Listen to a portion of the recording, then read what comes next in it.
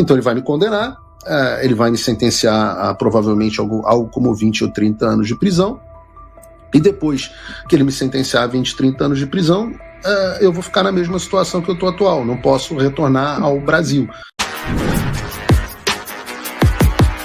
Olá, Edu Carvalho, melhor canal de corte do YouTube.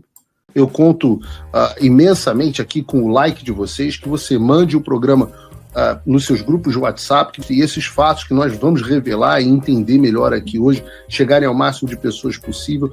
Então, manda o programa para os amigos e manda o programa para os inimigos, especialmente esse, porque esse é o Paulo Figueiredo Show. Paulo, primeiro, antes de passar a palavra para você, eu queria aqui reforçar a admiração que nós aqui do programa temos pelo trabalho que você vem fazendo, porque eu acho que é impossível de alguém entender a pressão que você viveu e que você vive. É impossível de alguém entender as consequências, as limitações, que é, por exemplo, você não poder retornar ao seu país.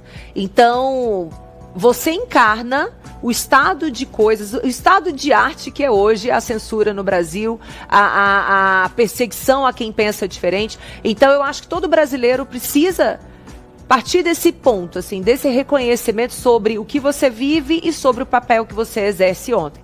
E na semana passada nós comentamos a sua participação ali na Comissão de Direitos Humanos da Câmara. Eu achei que você brilhante na sua exposição e extremamente corajoso ao confrontar, inclusive, muitas vezes, a fala do próprio deputado republicano, que colocou muita coisa na conta do governo Trump, e você não. Você falou, olha, não foi o Trump não, foi o Biden. Então eu queria começar passando a palavra para você, para você falar pra gente o que evoluiu da semana passada em que você prestou aquele depoimento para o dia de hoje, quarta-feira. Olha, primeiro, também sou espectador de vocês, é sempre um prazer também, desde o Fio Diário acompanhando. A Carol já é conhecida também aqui já até chamei para ser entrevistada, espero que seja candidata novamente. O Rio estaria em melhores mãos se ela tivesse sido eleita. Sobre a pergunta que você me fez, olha, na semana passada nós tivemos aquela audiência para tratar especificamente de uma das dimensões de violações de direitos humanos que o Alexandre de Moraes tem, que é a da repressão transnacional. Então era circunscrita à perseguição que o Alexandre faz aos dissidentes políticos do regime brasileiro no exterior. Então, por isso que nós tratamos do Eduardo Bolsonaro, por isso que nós tratamos de pessoas comuns como a Flávia Magalhães, tratamos de jornalistas no exterior, como o caso do Constantino, como o caso do Alan dos Santos, como o caso do Michael Schellenberger e como o meu caso, pessoas que estão fora do Brasil, né? Anteontem, eu acho, eu recebi a notícia, por exemplo, que eu vou ser provavelmente julgado à revelia no Brasil. Então, este é o tipo de coisa que faz parte da repressão transnacional, que é um assunto que tem repercussão bipartidária aqui. Então, é um assunto que, ou seja, republicanos e do partido do presidente Trump e democratas do partido do ex-presidente Biden concordam a respeito desse assunto. Nesta comissão que eu estava, Comissão de Direitos Humanos, Comissão Tom Lantos, ela é uma comissão bipartidária. Apesar dos republicanos terem maioria no Congresso, essa comissão ela tem dois presidentes. O presidente que estava lá, o deputado McGovern, que é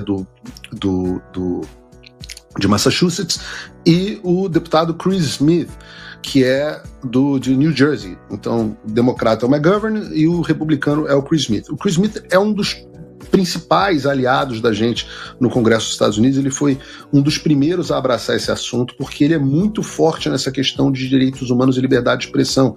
Ele é um dos autores da versão global da Lei Magnitsky. Ele também fez um projeto específico para a Bielorrússia, que tem um caso muito parecido com o do Brasil. Então, nós sabíamos ali que nós teríamos os dois deputados. O Chris Smith me avisou de antemão, quando me convidou para ser testemunha, de que ele não estaria lá. Ele me avisou, falou, olha, eu não vou estar nesse dia porque a minha mulher tem uma questão de saúde que precisa ser tratada. Você topa ser testemunha? Só vão ter testemunhas do McGovern e você vai ser a única testemunha minha lá. Você topa participar mesmo assim? Você vai ter que brigar pela palavra, etc, etc. Eu falei, deixa comigo.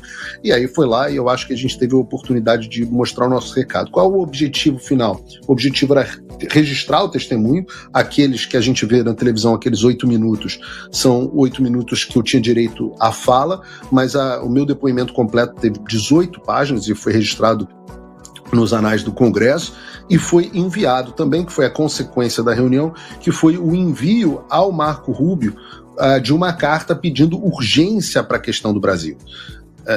Uma carta que foi enviada na quinta-feira, se eu não me engano, ou na sexta-feira, pelo deputado Chris Smith. O Marco Rubio, eu sei que já recebeu a carta e está acelerando o processo de análise da situação das sanções contra o Alexandre de Moraes. Na verdade, a gente teve até a notícia de que o Marco Rubio disse que ele já tinha dado o ok e que estava aguardando agora especificamente o ok final do presidente Trump. Então dá pra gente dizer que as sanções, que as pessoas achavam que era 72 horas, faziam piada, esse tipo de coisa, elas ultrapassaram todos os processos burocráticos, e são muitos, eu posso até aqui relatar para vocês alguns. Toda vez que você quer fazer uma sanção, você tem que ter aprovação, óbvio, do Departamento de Estado, do National Security Council, Conselho de Segurança Nacional, do Domestic Policy Council, Conselho de Política Doméstica, do White House Counsel's Office, que é a advocacia interna da Casa Branca, do Office of Legal Counsel do Departamento de Justiça, do Departamento de Tesouro, e aí você segue para a mesa do chefe de gabinete do presidente dos Estados Unidos, para que ele faça a avaliação e aí submeta ao presidente dos Estados Unidos. Nós chegamos no momento onde nós já cumprimos todas essas etapas e estamos para a avaliação do presidente dos Estados Unidos. Dá para dizer? Então. Eu não te ouvi. Já está na mesa do presidente Donald Trump, então. Essa é uma boa forma de colocar. As sanções estão na mesa do presidente Donald Trump, aguardando apenas a análise dele. Ô Paulo, deixa eu te fazer uma pergunta. Não vai ser aberto um espaço para defesa dessas pessoas? Então não há previsão de contraditório e ampla defesa no processo de aplicação da Lei Magnitsky? Olha, o Alexandre já teve a oportunidade de contraditório por parte do próprio Chris Smith, que enviou a ele uma carta no ano passado, basicamente pedindo esclarecimento em relação a todas as acusações que estavam sendo feitas a ele. Essa carta nunca foi respondida, ela foi copiada, inclusive estavam copiados o então presidente do Senado, Rodrigo Pacheco, o então presidente da Câmara, Arthur Lira, e o então presidente do Supremo Tribunal Federal, o atual presidente ainda, ministro Barroso. Então todos eles tiveram a oportunidade, além, claro, do próprio Alexandre de Moraes, todos eles tiveram a oportunidade de responder às acusações que estavam sendo feitas a ele e não responderam. Aqui nos Estados Unidos, a Lei Magnitsky, a aplicação da Lei Magnitsky, ela é feita uma avaliação dos fatos dentro dos devidos departamentos. Fala, pessoal! Tá gostando desse vídeo? Não esqueça de deixar o seu like e se inscrever no canal Olavo Edu Carvalho para receber notícias quentíssimas todos os dias. Isso ajuda demais o nosso trabalho e o YouTube irá recomendar para mais pessoas. E os fatos falam por si só, né? O documento que preparou as sanções, ele tem mais de 1000 páginas e mais de 600 referências no total. Então, referências de próprias decisões do Alexandre, etc. São fatos incontroversos, não são questões de opinião. Então, esse foi consolidado. O próprio Alexandre de Moraes também teve a oportunidade, está tendo a oportunidade de responder dentro da Justiça Federal Americana, onde ele também está sendo processado na pessoa física em busca de indenizações. Carol. Acho que isso reflete muito o sentimento que existia aqui no Brasil, né, até o ano passado, de que isso daí era uma chacota, né? Eu já tinha comentado isso, inclusive, com o Paulo. Você recebeu essa carta, o ministro Alexandre de Moraes recebeu essa carta e depois fez aquela piadinha patética. Não tenho nenhuma intenção de ir para os Estados Unidos no curto e do médio prazo. Acho que ninguém daqui do Brasil, tanto do judiciário quanto o próprio legislativo, avaliou o real impacto dessas sanções.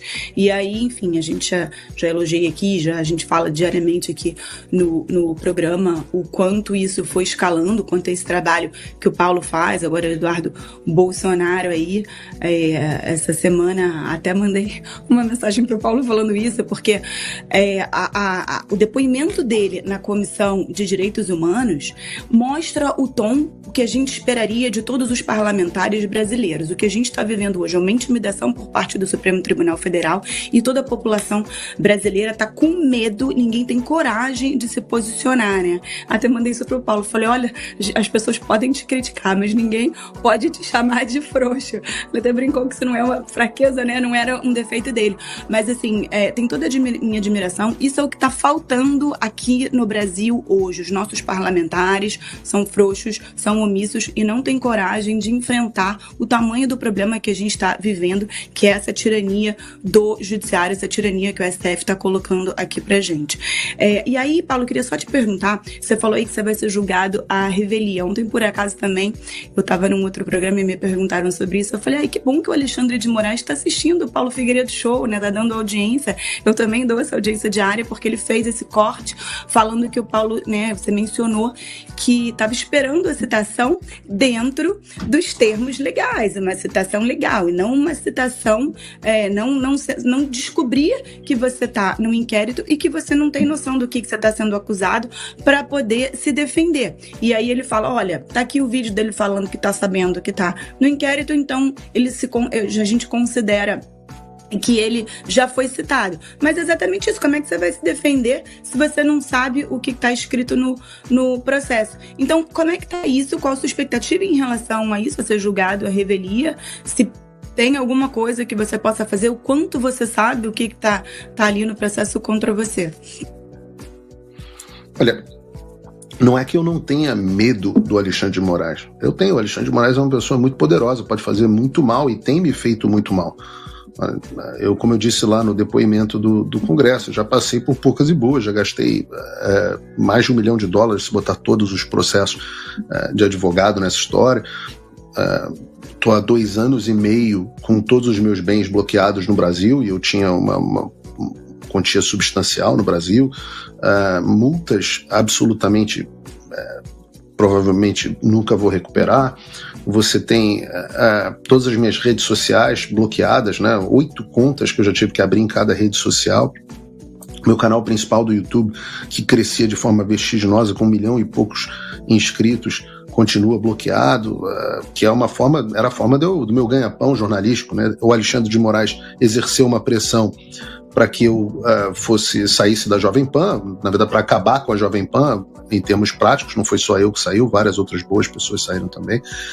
Então, ele é uma pessoa que pode fazer muito mal para a minha vida, e eu tenho consciência disso.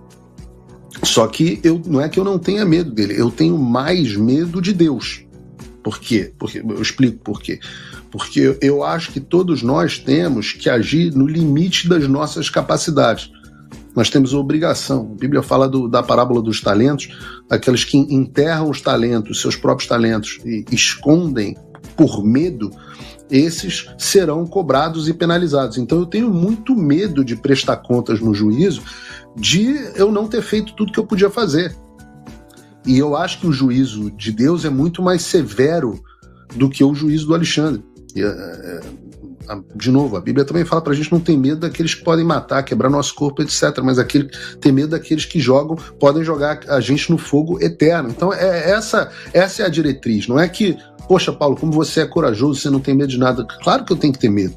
Inclusive, o medo é o que faz a gente exceder os nossos limites e fazer o máximo possível, quando a gente está muitas vezes na zona de conforto. Nesse caso que você está falando especificamente, Carol, eu já tinha plena consciência de que o Alexandre ia me julgar à revelia. Eu já tinha plena consciência disso. Eu já sabia que ele ia evitar de todas as formas possíveis mandar uma carta rogatória, que é o que diz o 368 do Código de Processo Penal, para as pessoas que estão em local certo e sabido no exterior, e eu resido na mesma casa há 10 anos. A Justiça brasileira já me citou aqui em outras vezes sem nenhum problema. E o Alexandre de Moraes finge que não sabe onde é que eu moro. Eu falo, nossa senhora, a Polícia Federal que desvendou o inquérito do golpe de Estado não consegue fazer uma pesquisa no Google para descobrir onde é que coitado do Paulo Figueiredo mora nos Estados Unidos há 10 anos na mesma casa, né? Aqui nos Estados Unidos o seu endereço é uma coisa meio pública. O americano não tem muito essa paranoia de esconder onde mora. Então, eu já sabia que isso ia acontecer. O próximo passo, ele deve enviar a denúncia para que a DPU, né, a Defensoria Pública da União, apresente uma defesa em meu nome. A DPU tem um despacho já anterior pedindo suspensão do processo, dizendo que é impossível apresentar uma defesa em meu nome porque eles não têm contato comigo e que essa defesa seria uma defesa pro forma e que eles não querem se prestar esse papel. Eu acho que o Alexandre está jogando já agora, dessa vez, o jogo combinado. E a DPU deve devolver e falar assim, não é bem assim, então vamos apresentar uma defesa e ele vai me condenar. A DPU vai apresentar uma defesa pro forma, que tem o mesmo efeito jurídico que a defesa do melhor advogado que eu pudesse contratar, porque não faz diferença. A gente está vendo o presidente Bolsonaro tem bons advogados, e não está fazendo absolutamente diferença nenhuma, porque isso não é um julgamento, isso é um circo. Então ele vai me condenar, ele vai me sentenciar a provavelmente algo como 20 ou 30 anos de prisão, e depois que ele me sentenciar a 20, 30 anos de prisão, eu vou ficar na mesma situação que eu estou atual, não posso retornar ao Brasil. Do ponto de vista internacional, eu já contratei advogados internacionais para impedir que essa pauta política avance. Então, eu acabei de contratar a Michelle Esland, que é a melhor advogada de Interpol do mundo. Gastei mais uma fortuna, mas está ela aqui que impedir que meu processo sequer chegue à Interpol. Então, o efeito vai ser basicamente os Estados Unidos certamente não vão me extraditar, porque não extraditam pessoas por esse tipo de natureza de crime, e o devido processo legal também não foi seguido, então vai ser isso. Então a minha única esperança de retornar à minha pátria, onde mora a minha família, onde está meu pai, que tem 80 anos, que, poxa, não pode vir aos Estados Unidos o tempo inteiro, onde estão as minhas origens. Eu sou nascido e criado do Rio de Janeiro, eu amo o Rio de Janeiro, como você, Carol. A gente sabe os problemas do Rio, mas a gente ama, né? É o nosso lugar, é a nossa origem. Então, doloroso, minha esperança de retornar ao Brasil é com a queda do Alexandre. Se você, como eu, tá dormindo mais tranquilo agora que o Trump voltou à presidência, ótimo. Mas e o Brasil? Nosso país continua no buraco. A volta do Trump nos dá esperança, mas as coisas não vão se resolver sozinhas. Vai ser preciso muito trabalho, meu e seu.